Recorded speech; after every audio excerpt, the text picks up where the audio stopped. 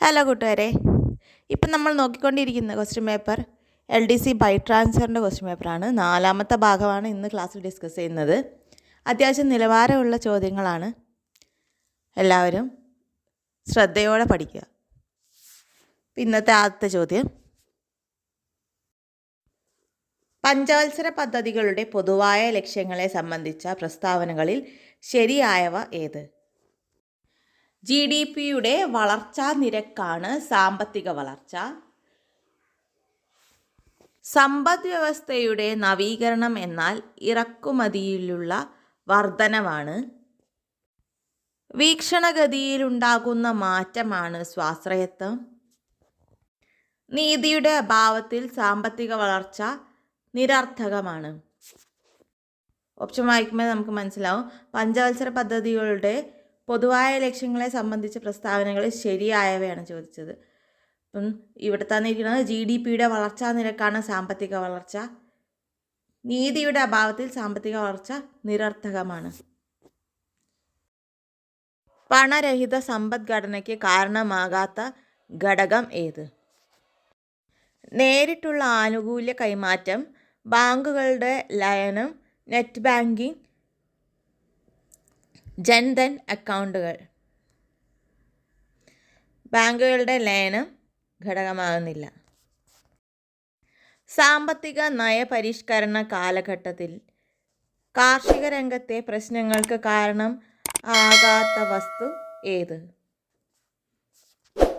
കാർഷിക മേഖലയിലെ പൊതുമൂലധന നിക്ഷേപത്തിൻ്റെ കുറവ്, കാർഷിക ഉൽപ്പന്നങ്ങളുടെ ഇറക്കുമതി വർധനവ്, കാർഷിക നിവേശങ്ങളുടെ വിലവർധന, GDPയുടെ ഉയർന്ന വളർച്ചാ നിരക്ക്.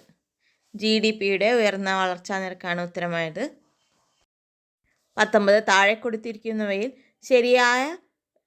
ശരിയായി യോജിപ്പിച്ച ജോഡികൾ ഏതെല്ലാം? ഘടനാപരമായ നീക്കുപോക്ക് പരിപാടി ദീർഘകാലം, ഇറക്കുമതി ചുങ്കം കുറയ്ക്കൽ, വ്യാപാര ഉദാരവൽക്കരണം. ഇത് രണ്ടുമാണ് ശരിയായി യോജിപ്പിച്ചത്. ഇന്ത്യൻ ഭരണഘടനാ നിർമ്മാണ സമിതിയുമായി ബന്ധപ്പെട്ട പ്രസ്താവനകളിൽ തെറ്റായ പ്രസ്താവനകൾ ഏത്? മഹാത്മാഗാന്ധി, മുഹമ്മദ് അലി ജിന്ന എന്നിവർ നിയമനിർമ്മാണ സമിതിയിൽ അംഗങ്ങളായിരുന്നു. HC മുഖർജി നിർമ്മാണ സഭയുടെ വൈസ് പ്രസിഡൻ്റായിരുന്നു. ഭരണഘടനാ നിർമ്മാണ സഭയുടെ ആദ്യ സമ്മേളനം മുസ്ലിം ലീഗ് ബഹിഷ്കരിച്ചു. ഭരണഘടനാ നിർമ്മാണ സഭയുടെ അവസാന സമ്മേളനം നടന്നത് 1950 ജനുവരി 24 ആയിരുന്നു.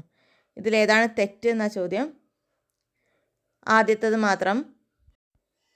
ഗാന്ധിജിയും മുഹമ്മദ് അലി ജിന്നയും നിർമ്മാണ സഭയിൽ അംഗങ്ങളായിരുന്നില്ല. നമുക്കറിയാം, HC മുഖർജി വൈസ് പ്രസിഡൻ്റ് ആയിരുന്നു. മുസ്ലിം ലീഗ് ബഹിഷ്കരിച്ചിട്ടുണ്ട് ആദ്യത്തെ സമ്മേളനം. അവസാനത്തെ സമ്മേളനം നടന്നത് 1950 ജനുവരി 24. ജനുവരി 24 നമ്മളുടെ ദേശീയ ഗാനവും ദേശീയ ഗീതവും ഒക്കെ അംഗീകരിച്ചത് അല്ലേ, അവസാനത്തെ സമ്മേളനത്തിൽ. അപ്പോൾ ഇന്നത്തെ ക്ലാസ് ഇവിടെ കഴിഞ്ഞു. ഇവിടെ ഒന്നും നോക്കാൻ എക്സ്പ്ലെയിൻ ചെയ്യാൻ കാര്യമായിട്ടൊന്നും ഇല്ലായിരുന്നു. ഇന്നത്തേത് വായിച്ചാൽ തന്നെ കിട്ടുന്ന കുറച്ച് ചോദ്യങ്ങളായിരുന്നു. ഈ ക്വസ്റ്റ്യൻ പേപ്പറിൻ്റെ 5ാമത്തെ ഭാഗം ഉടനെ തന്നെ അപ്ലോഡ് ചെയ്യാം. എല്ലാവരും ശ്രദ്ധയോടെ പഠിക്കുക. Thank you.